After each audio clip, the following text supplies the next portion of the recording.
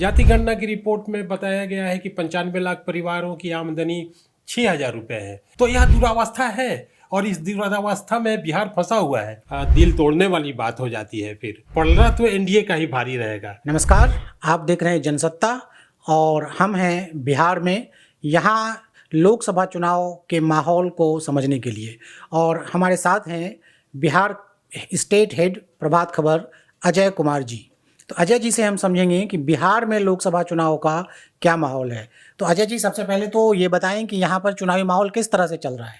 चुनावी माहौल देखिए, बिहार में 40 सीटें हैं। 40 सीटें में 14 सीटों पर चुनाव 3 चरणों में हो चुके हैं और 2019 की तुलना में तीनों चरणों में कुछ परसेंटेज कम हुआ है वोटिंग का।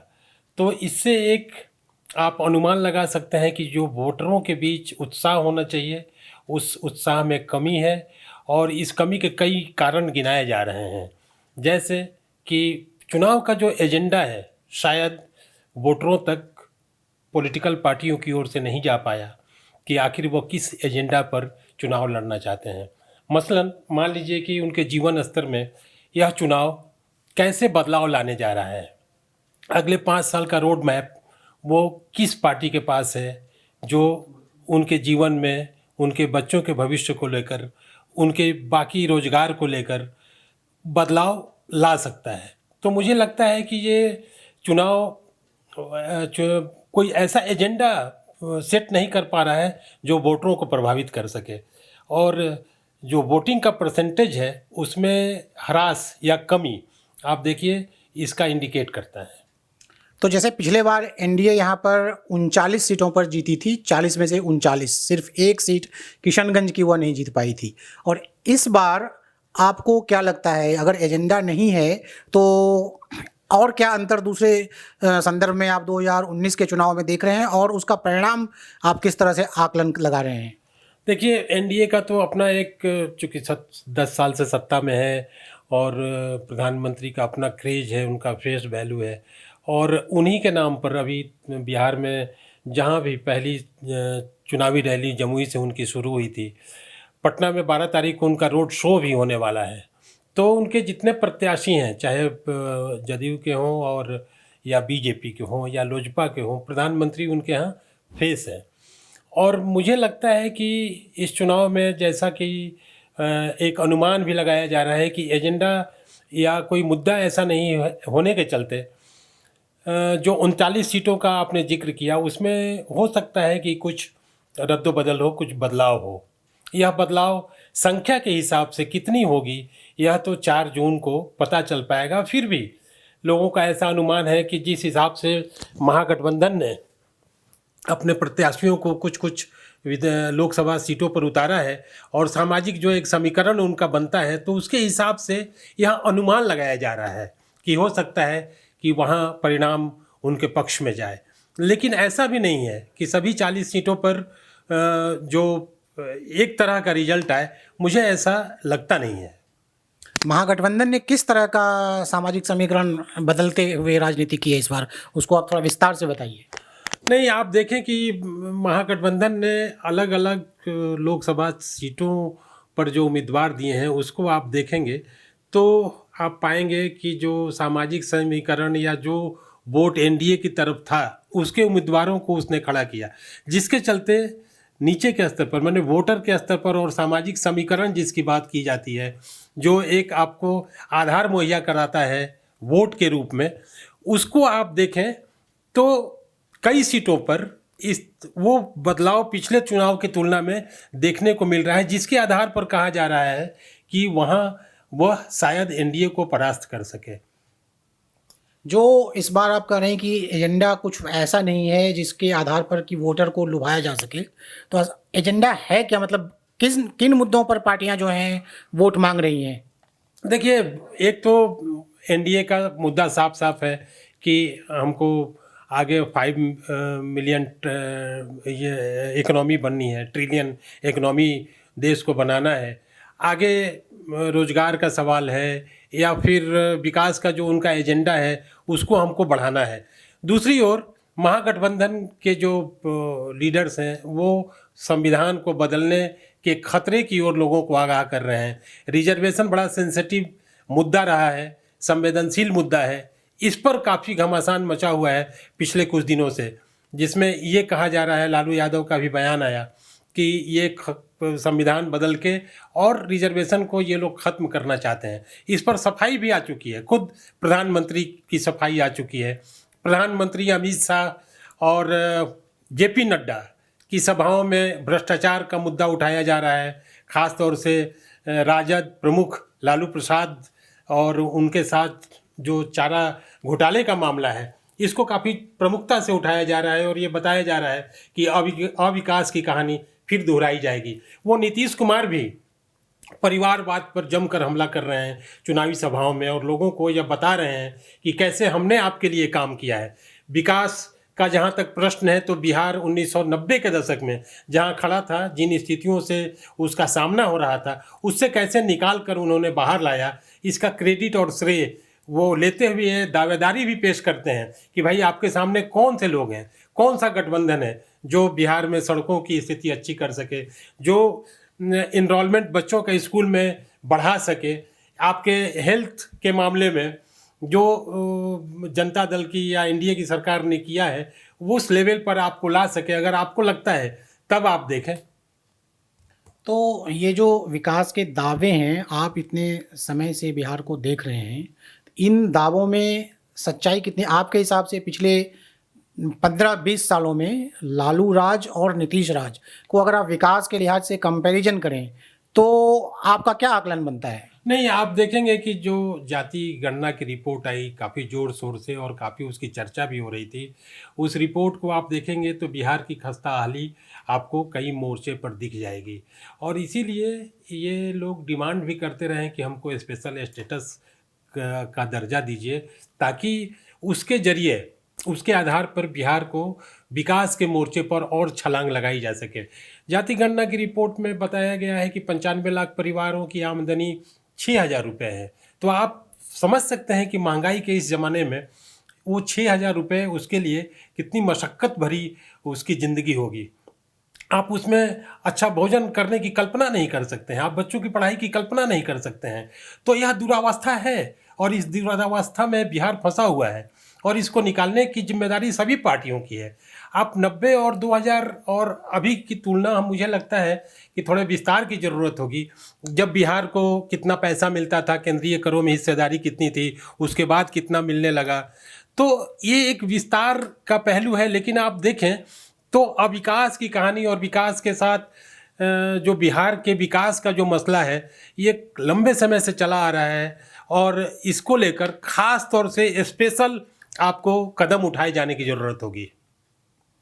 आरक्षण पर जो चल रही है बहस विपक्ष और सत्ता पक्ष में, उसे लेकर जो लालू प्रसाद का ताज़ा बयान आया है, क्या आपको लगता है कि इससे चुनावी माहौल कुछ गर्म होगा या ठंडा पड़ेगा? किस तरह से बदलेगा, इस बारे में कुछ बताइए। नहीं, मुसलमानों को लेकर उन्होंने एक बयान दिया था कल। बिहार विधान परिषद में शपथ ग्रहण समारोह था और उस समारोह में उन्होंने कहा, किसी पत्रकार साथी ने पूछा कि मुसलमानों को मिलना चाहिए कि नहीं। तो बिहार की जहाँ तक बात है, मुस्लिम जो पिछड़े हैं वो तो लंबे समय से उनको रिजर्वेशन मिल रहा है, ऐसा नहीं है कि नहीं मिल रहा है। तो आप देखिए कि अब वो चुनाव का एक मुद्दा वो सेट हो जाता है, उस पर तुरंत भारी प्रतिक्रिया भी हुई कि आप मुसलमानों को देना चाहते हैं ओबीसी का काट के। मुझे लगता है तथ्यात्मक रूप से ये सही नहीं है और आपको इस हिसाब से देखना पड़ेगा कि जो रिजर्वेशन ओबीसी को मिल रहा है या ईबीसी को मिल रहा है, उसमें मुसलमानों की कई जातियां शामिल हैं और उनको मिल रहा है रिजर्वेशन। हाँ, जहाँ तक पॉलिटिकल एजेंडा की बात है, उस पर तुरंत प्रधानमंत्री का बयान आया और मुझे लगता है कि इससे जो लालू यादव कहना चाहते हैं, क्या उस रूप में वो उनकी बात पहुंच पा रही है कि नहीं लोगों के बीच, और जो प्रधानमंत्री या एनडीए के लोग कह रहे हैं उनकी बात कितनी तेज़ी से और मजबूती से पहुंच रही है, ये एक गोलबंदी का भी आधार हो सकता है चुनाव में। जी, तो जैसे आपने कहा कि प्रधानमंत्री ने जिस तरह से लालू यादव की बात को पेश किया, असल में वो बात है नहीं। तो ये क्यों ऐसा हो रहा है कि एक पक्ष जो है एक तरह से दुष्प्रचार कर रहा है और दूसरा पक्ष इसका खंडन नहीं कर पा रहा है, ये नहीं, कहाँ कमी है? हम दुष्प्रचार तो इसको नहीं कह सकते हैं, ये उनकी अपनी समझदारी और अपनी बात हो सकती है। हर पॉलिटिकल पार्टी और हर नेता को अपनी बात जनता तक ले जाने की तो आज़ादी है।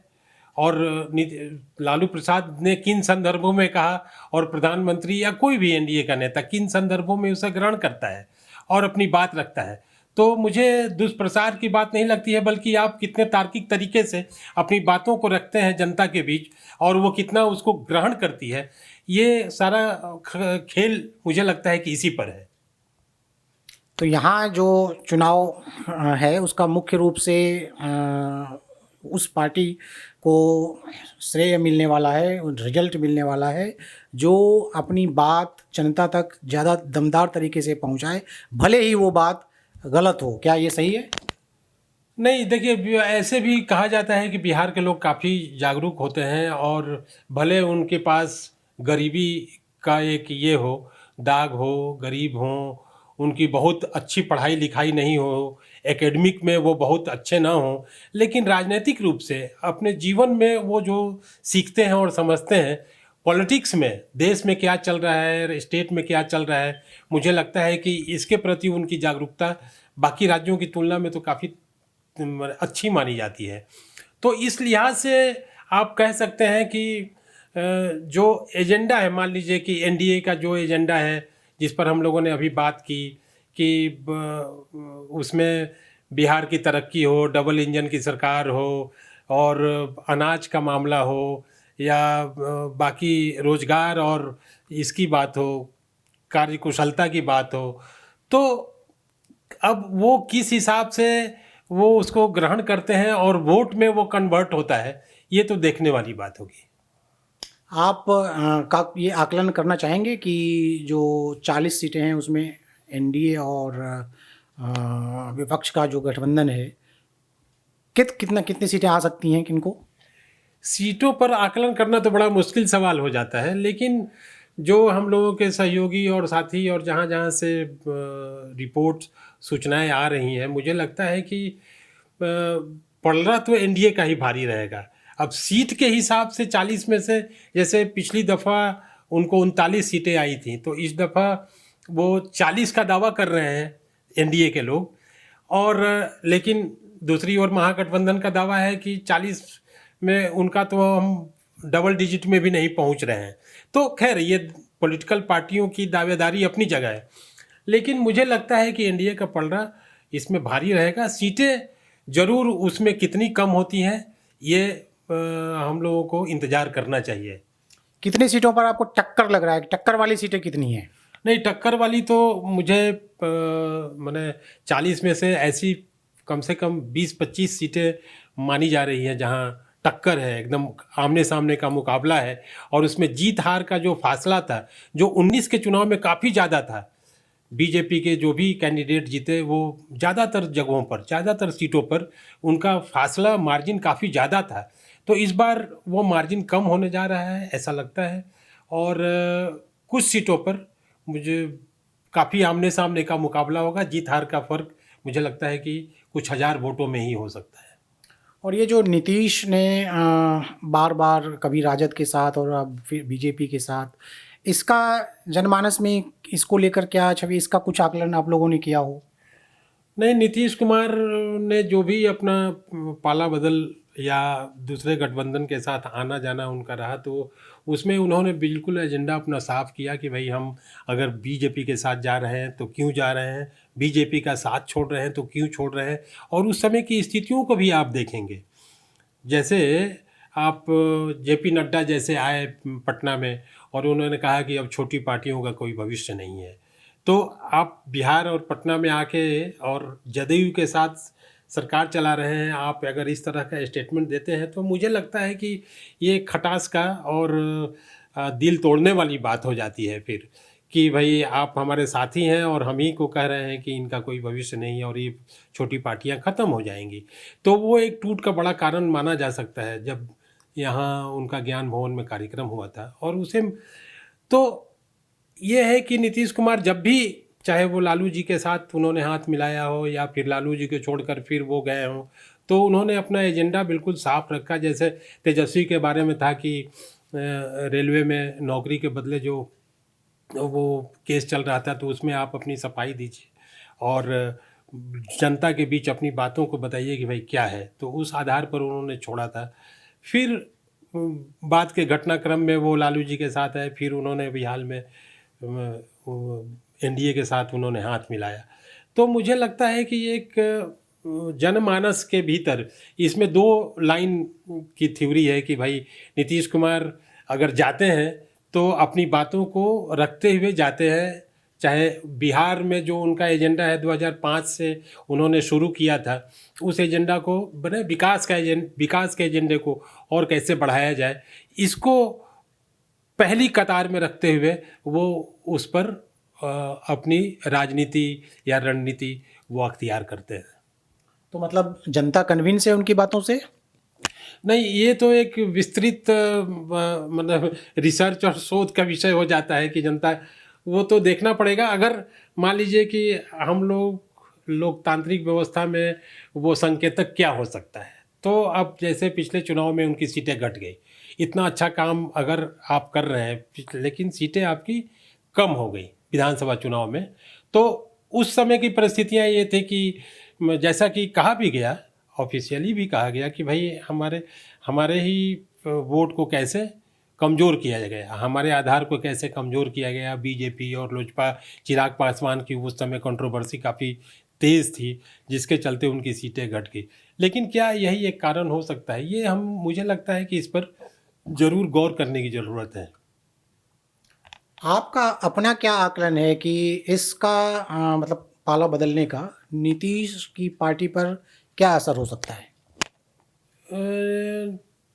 मतलब नीतीश कुमार अगर किसी भी गठबंधन के साथ जाते हैं तो मुझे लगता है कि सब गठबंधन को जैसे ये लगता है कि हमारा प्लस हो रहा है। उनकी जो अपनी छवि है, उनका जो पूरा इमेज है और इतने वर्षों का उनका काम काज है सरकार में रहते हुए, तो एनडीए को भी लगता है कि उनके आने से प्लस होगा। महागठबंधन को लगता है कि अगर एनडीए में चले जाएंगे तो हमारा नुकसान होगा। जैसे इसी चुनाव के ठीक पहले जो कुछ हुआ, तो ये लोग कह रहे हैं, विश्लेषक भी कह रहे हैं और पॉलिटिकल पार्टियों के भीतर के भी लोगों का ये मानना है कि नीतीश अगर हमारे साथ रहते तो हो सकता है कि ये लड़ाई और मजबूत तरीके से होती। तो आप इसको हाइपोथेटिकल सवाल भी कह सकते हैं या एक काल्पनिक सवाल भी कर सकते हैं कि भाई अगर ऐसा होता तो ये होता। अभी तो वास्तविकता ये है कि नीतीश जी उनके साथ हैं। अजय जी, बहुत बहुत शुक्रिया आपका। थैंक यू, नमस्ते।